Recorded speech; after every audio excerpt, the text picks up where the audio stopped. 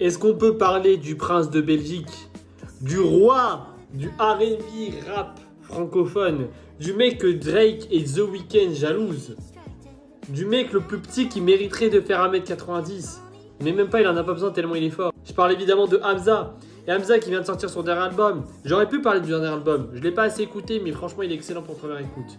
Mais faut vous parler de son classique, un de mes albums préférés du rap français, oui j'ose le dire. C'est mon classement, il est subjectif. Pour moi, c'est un de mes albums préférés.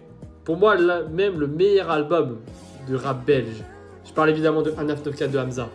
La claque que je me suis pris quand j'ai écouté cet album en 2017, quand je l'avais découvert avec Josplay lors de sa podcast et que j'ai écouté cet album, je découvrais tout un univers. Je découvrais l'univers du R&B mélangé au rap, l'arrogance, le côté tchatcher, le côté lover, le côté romantique, les prods de Punko qui m'avaient matrixé à cette époque-là. L'album, j'ai dû l'écouter au moins une dizaine, quinzaine, vingtaine de fois de suite tellement j'avais adoré. Et cet album-là, ça fait quoi? Je l'ai écouté par exemple en 2017, à sa sortie en octobre. Et on est en 2025. Je l'écoute encore au moins une fois toutes les 2 semaines. Tellement c'est un banger. En même temps, quand t'as 1994, quand t'as Life, Miguel, mais un de mes sons préférés d'été. Ce son-là, je peux l'écouter toute une soirée d'été facilement. Juste un moment, Vibes, Godia, clip d'ailleurs réalisé par la boîte de production de notre bon vieux Lélo. Et bah là, tu te dis que quand même Hamza a sorti un classique. Et surtout, Hamza, il n'y a pas eu un gros avant-après à 994, mais il y a eu un petit avant-après. Parce que Hamza, il a ramené cette vibes américaine à la Drake, à la Party Next Door, de cette vibe de rappeur, R&B, un peu ego trip, lover, un peu hard, sans non plus être dans des trucs ultra border.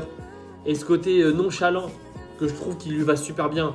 C'est vraiment trop fort ce qu'il a fait. Et il vient en plus de cette génération de rappeurs belges qui ont complètement explosé avec Damso, Caballero, Jean Jass, Isha. Bref, une très bonne période du rap français et surtout son âge d'or. Et Hamza, c'est grâce à ça qu'il reste l'une des plus grosses pointures du rap français.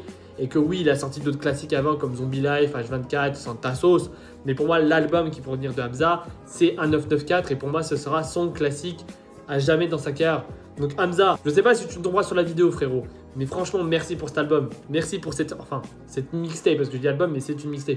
Merci pour cette masterclass, merci pour ce classique et merci d'avoir réussi à faire kiffer tous mes étés avec ou sans love, parce qu'on peut lover avec cet album même si on love pas. Et c'est sur ça que je vais conclure cette vidéo. Allez écouter 1994.